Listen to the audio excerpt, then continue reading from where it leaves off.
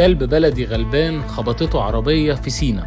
لقاه ضابط جيش اسمه عبد الرحمن رأفت، لقاه بيبكي من الألم ومش قادر يحط رجليه على الأرض. خده على الوحدة عنده وعمل له الإسعافات الأولية ولا كأنه إنسان بالظبط. موقف غاية في الإنسانية. وده تاني يوم وهو بيغير له على الجرح. واضح طبعا الكلب يعني بيتألم ألم شديد منه، وفي نفس الوقت كله عرفان بالجميل. واحد هيقول لي ده كلب يا دكتور، يعني ما كانوا يسيبوه خلاص. هقول لك يا أخي ده روح خلقها ربنا وجعل فيها الجنة والنار. واللي سقى الكلب لما كان عطشان الرسول عليه الصلاة والسلام قال إنه دخل الجنة بفعل واحد مع حيوان. قمة الإنسانية إنك لما تلاقي حيوان بيعاني إنك تقف معاه.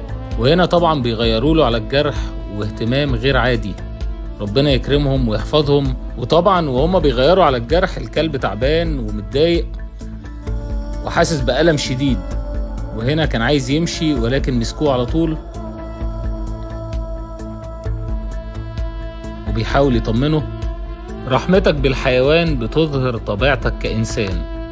الإنسان الرحيم بالحيوان اللي بياخد باله عليه ده دايما تلاقيه أحسن مع البشر.